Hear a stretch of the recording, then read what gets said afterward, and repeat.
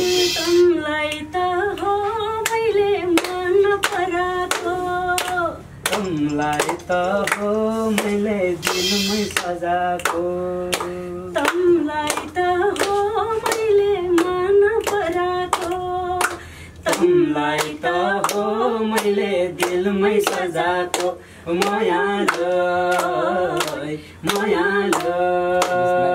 लग लग लग काम नि त्यसै 72 को भूकम्प जस्तो भइदिने। अनि श्रीमतीले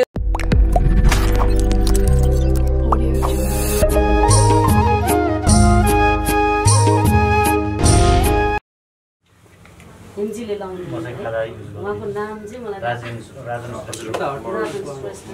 श्रेष्ठ।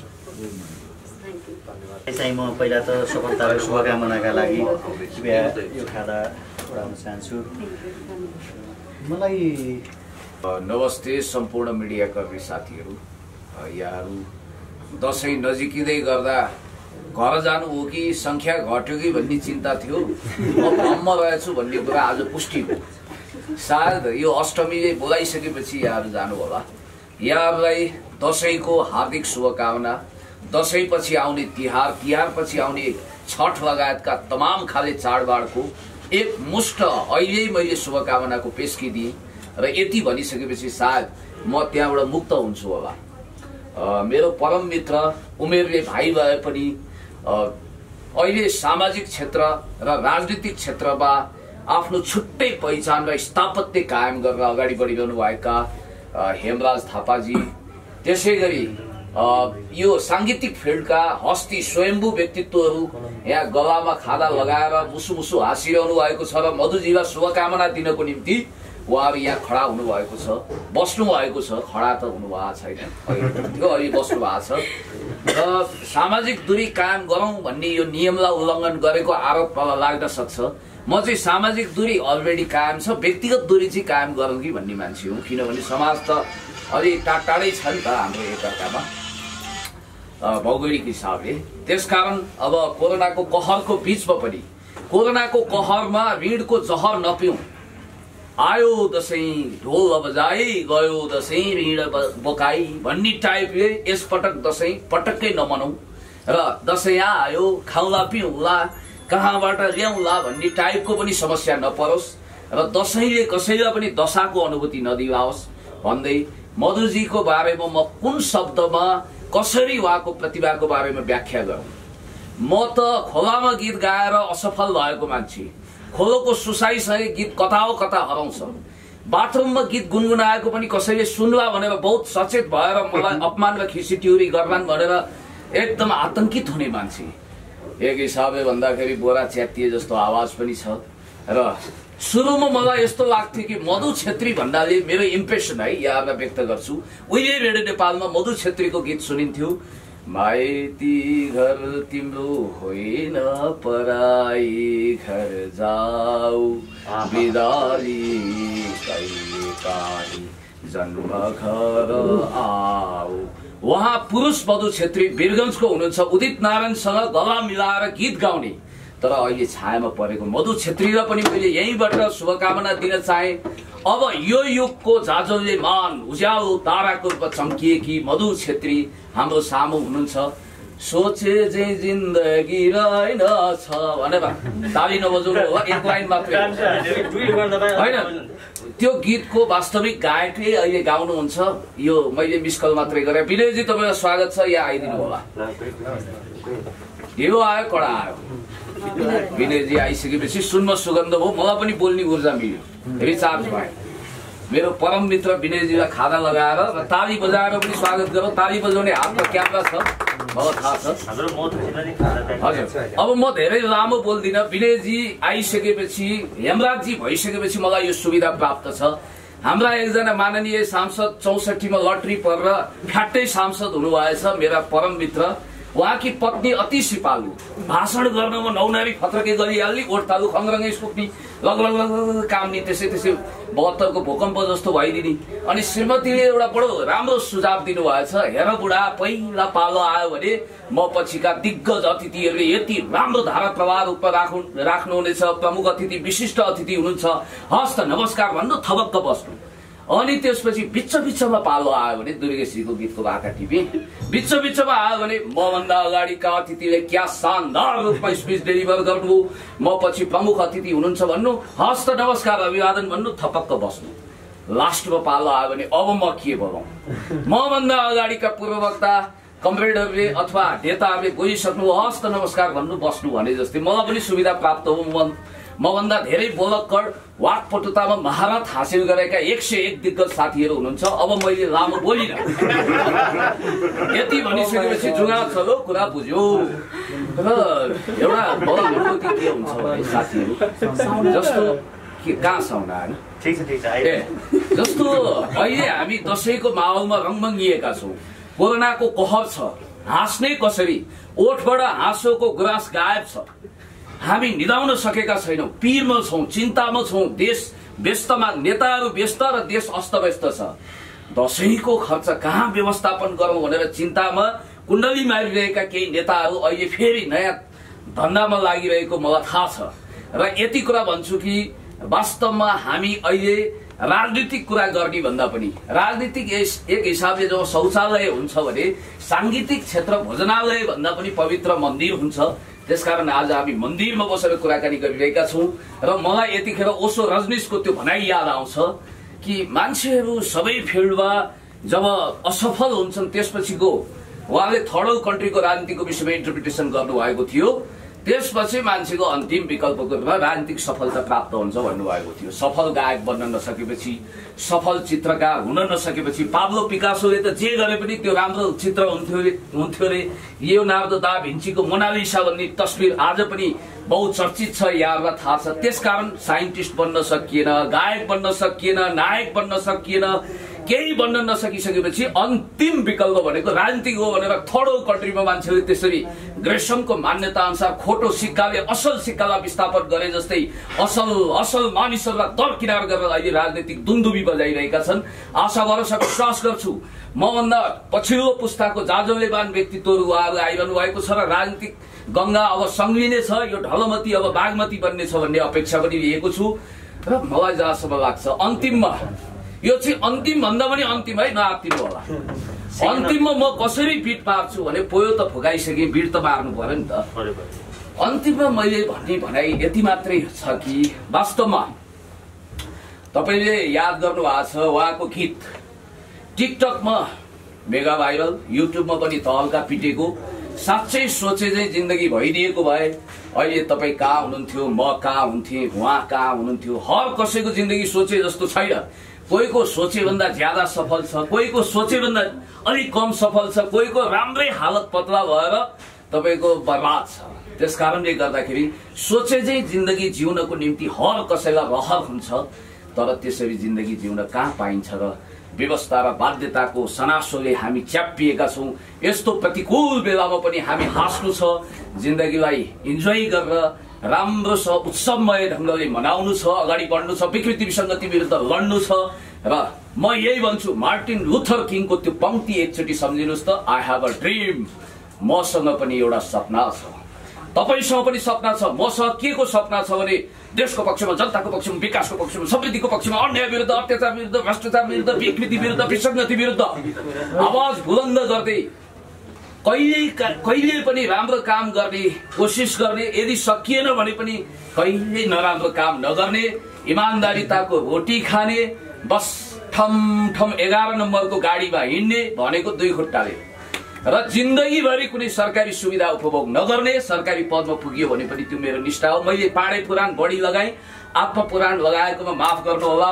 उहाँ जस्तो दिग्गज गायिका, भविष्यको तारा देवी, भविष्यको अरुणा लामा, उहाँ एउटा नेपाली संगीत आकाशमा अटल ध्रुव ताराको रूपमा चम्किरहनु हुनेछ र उहाँ सुदूरपश्चिमको चेली हुनुहुन्छ। तर राष्ट्रलाई गौरव छ, हामी नेपाली मात्रलाई गौरव छ। नेपाली मात्र होइन, गीत संगीतको कुनै देश हुँदैन।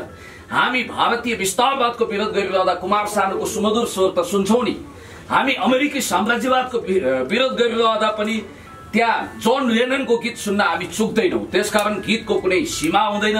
यो एउटा अन्तर्राष्ट्रिय लेभलमा चम्किरहेका हुन्छन् गीत संगीतका सिताराहरू, कलाकारहरू, फुटबलरहरू, खेलाडीहरू। त्यसकारण उहाँको भव्य सफलता, सुस्वास्थ्य, दीर्घायु, दीर्घ जीवन को कामना गर्दै उहाँलाई नसोचेको हिसाबले तरक्की उन्नति उहाँको जीवनमा हुँदै जाओस्, उहाँलाई लटालट सफलता मिलोस्। उहाँ सहित हाम्रो हेमराजी, विनयजी, अरू तमाम मित्रगणहरू र यहाँहरूको पनि चाँडोभन्दा चाँडो मिलियन भन्दा बढी सब्सक्राइबर क्रस गरेर भ्युज पनि टन्नै जाओस्, मिडिया पनि सफल होस्, मूलधारको मिडियाको रूपमा यहाँहरूले सिक्का जमाउन सक्नुहोस्। मेरो आशीर्वाद शुभकामना एकमुष्ट छ। हस्त यो मिसकलले पनि हैरान गरेर धन्यवाद। त्यो गीतको गायिका उहाँ हो भन्ने थाहा पाएपछि नेपालको एउटा राम्रो सम्भावना बोकेको, नेपालको चाहिँ अब कलाकार भनेको राष्ट्रको गहना हो भन्छन् र त्यसपछि उहाँसँग कम्युनिकेसन गर्ने, उहाँसँग संसार गर्ने अपर्च्युनिटी मिल्यो। संयोगले उहाँ हाम्रै क्षेत्रको हुनुहुँदो रहेछ। फेरि यसो भन्दै गर्दा आफ्नो क्षेत्रभन्दा बाहेक अरूको क्षेत्र होइन भन्ने नपरोस्, हामी जन्मेको ठाउँतिरको उहाँ चाहिँ हुनुहुँदो रहेछ। र सोचे चाहिँ जिन्दगीको अपार सफलतापछि त्यसले त्यो बेला भनौँ अहिलेसम्म पनि साङ्गीतिक विरुद्धमा, साङ्गीतिक माहौलमा चाहिँ एक किसिमको चाहिँ मार्केट नै जमायो, एक छत्र राज गर्यो त्यो गीतले। र त्यसपछि अहिले फेरि उहाँले टिपिकल एउटा चाहिँ सुदूरपश्चिमको लवजमा अर्को मोयालाई भन्ने गीत चाहिँ भर्खरै सम्भवतः उहाँहरूले सक्नुभएको छ र भोलि बिहान युट्युबमा त्यो रिलिज हुँदैछ। र तपाईँको मिडिया मार्फत म के आग्रह गर्न चाहन्छु भने राष्ट्रका हरेक क्षेत्रमा काम गर्ने, तपाईँ पत्रकारिता क्षेत्रमा काम गरिराख्नु भएको छ, जसले हामीलाई हेरिराख्नु भएको छ, उहाँ दर्शकहरू आफ्नो क्षेत्रमा काम गरिराख्नु भएको छ। यहाँ पुण्यजी हुनुहुन्छ, मेरो आदरणीय दाजु विनय बस्नेत हुनुहुन्छ र म आफै पनि छु। हामी सोसियल क्षेत्रमा आवाज उठाइरहेका छौँ भने उहाँले चाहिँ म्युजिक डाइरेक्सन गर्नुहुन्छ, चौहानजीले, आसिफजीले चाहिँ अभिनय गर्नुहुन्छ र हामी सबैजना मिलेर यो समाज, यो सोसाइटीको निर्माण भइरहेको हुन्छ। सोसियल स्ट्राटिफिकेसनको क्षेत्र हेर्दाखेरि समाज कसरी बनेको हुन्छ भन्दाखेरि तपाईँले आफ्नो क्यामेराले खिच्नु भएन भने उहाँको म्युजिक र हाम्रा कुराहरू पब्लिकले हेर्न पाउँदैनन्। पब्लिकले हाम्रो भिडियोहरू हेरिदिएन भने हाम्रो भ्युज जाँदैन होइन, अथवा हामीले म्युजिक सुनिदिएनौँ भने फेरि त्यो पनि हुँदैन। त्यसकारण यो सबै कुरा जे छ यो एकअर्कासँग अन्तर सम्बन्धित हुन्छ, एकअर्कासँग इन्टर रिलेटेड हुन्छ। र मलाई लाग्छ कलाकार भनेको राज्यको अथवा राष्ट्रको गहना हो र राज्यले विशेषतया तपाईँ हामी सबैजना अथवा राज्य जो छ त्यसले चाहिँ हरेक मान्छेलाई चिन्नुपर्छ, रिकगनाइज गर्नुपर्छ। धेरै कलाकारहरू चर्चित हुन्छन् अथवा धेरै कलाकारहरू एउटा लेभलमा पुगेपछि कयौँ कलाकारहरूको जीवनशैली पछि कालान्तरमा धेरै पछि पुग्दाखेरि सोचे जस्तो हुँदैन अथवा अर्कै तरिकाको देख्ने पढ्ने हामीले गरेका छौँ, त्यो हामीले पाएका छौँ। र अब हामी के हो भने भ्रष्टाचारको विरोध गर्दै गर्दा, व्यथितिको विरोध गर्दै गर्दा युवाहरूले शासन सत्ताहरू लिनुपर्छ, अहिलेको नेताहरूको काम छैन, उहाँहरू बुढो हुनुभयो, उहाँहरूले चाहिँ देशलाई चाहिँ सही तरिकाले ह्यान्डलिङ गर्न सक्नुहुन्न भनेर भन्दै गर्दाखेरि हामी फेरि यो पनि के भन्न चाहन्छौँ भने राज्यले चाहिँ कलाको क्षेत्रमा काम गर्ने मान्छेलाई, पत्रकारिताको क्षेत्रमा काम गर्ने मान्छेलाई, तपाईँको चाहिँ समाज सेवा गर्ने कयौँ मान्छेहरूलाई रिकगनाइज गर्नुपर्छ, राज्यले चिन्नुपर्छ, अन्डरस्ट्यान्डिङ गर्नुपर्छ। र मोयालाई भन्ने मलाई लाग्छ यहाँ चक्रबम मैले देखिरहेको छु, चक्र आइपुग्नु भएको छ। उहाँ पनि एउटा साङ्गीतिक क्षेत्रमा कोही काजल भन्ने उहाँको गीत चाहिँ निकै टिकटकमा एक किसिमले त्यसले मार्केट हामीले देखेका थियौँ भने त चर्चित पनि भएको थियो। यो मोयालाई भन्ने गीतमा उहाँको पनि आफ्नो खाले भूमिका रहेको छ। त्यसकारण यो गीत जुन छ मोयालाई, योभन्दा अगाडि दुईटै सोचे चाहिँ जिन्दगी रहेनछ उहाँको गीतले जुन किसिमको चर्चा पाएको थियो, त्यसै गरी चक्रजीको चाहिँ त्यो ओए काजल भन्ने जुन गीतले चर्चा पाएको थियो, त्यही हाराहारीमा हाम्रो आम दर्शकहरूले उहाँहरूलाई माया गर्नुहुनेछ भन्ने लाग्छ। अनौपचारिक रूपमा पुणेजी, विनयदाई हामी हुँदाखेरि कुराकानी गर्छौँ। अहिले कयौँ कलाकारहरूले चाहिँ होइन यो सामाजिक सञ्जालमा काम गर्ने मान्छेहरू चाहिँ पुरा चाहिँ मुभमेन्ट चलाएर यहाँ कलाकारहरूकै स्थान लिन थाल्यो भनेर पुणेजीले बेला बेला भन्नुहुन्छ। त्यस्तो होइन, तर हामी सबैजना यो राज्यका लागि, सोसाइटीका लागि, समाजका लागि काम लाग्ने मान्छे हो। हामी सबैजना मिलेर एक भएर काम गर्नुपर्दछ।